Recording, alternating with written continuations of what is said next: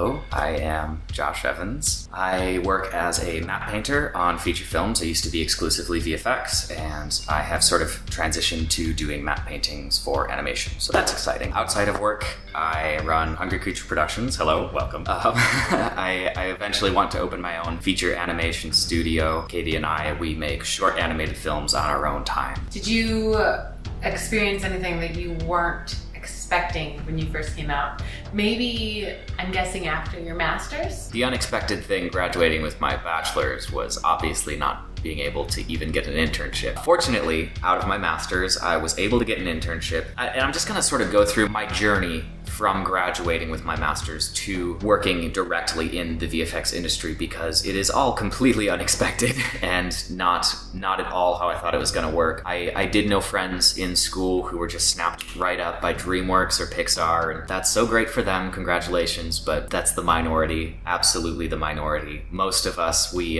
follow an irregular and concerning path past that point. So after I graduated, I got an internship at a small boutique studio in Culver City, California. It was not paid, but it did give me the opportunity to work on some bigger name projects, like not working doing what I wanted to do necessarily, but it was just roto work. It did familiarize me with some industry standard software that I had touched in school but hadn't used on anything professionally. So I got a little work in. Now You See Me, Game of Thrones, and that was a pretty good experience. I left that feeling a bit more confident.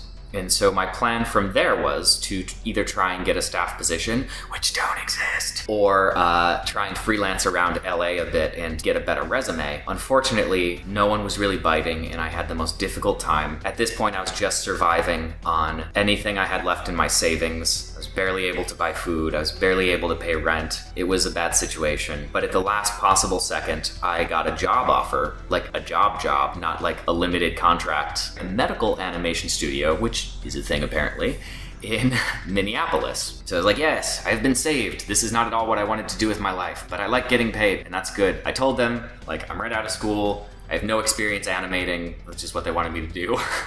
I studied matte painting, but I'll do my best, and I can't wait to learn. So I show up, and then I get fired after 6 months because I am not a good animator. And they just dragged my confidence through the dirt. It was awful. They brought me into a boardroom with no warning one day, and had my lead artist in there who had never given me a single day of training, I might add. And then they proceeded to tell me all the different ways at which I was an inferior artist. Of course, these are all ways that I told them I had no training in during the initial interview, but man, for your first job, like, that hurts. That just rips you right apart. I had a lot of anxiety and depression for years, many years after that point. It was awful. They tried to console me by telling me that, like, oh man, I was actually homeless when I was your age, so you're doing fine. Like, you know what? You should not be a grief counselor. Just saying. So from there, I went and lived in my parents' basement for 6 months. Fortunately, my student loans up until this point had been in that period where you don't have to pay them, but now they were starting to come due, and I had very little saved. So it was a tough situation. For 6 months, I was working on my own short film. That's when I made Brutal Kawaii. And I was just applying everywhere under the sun, and I still had no luck. But then, because I got my master's, it did open a door for me.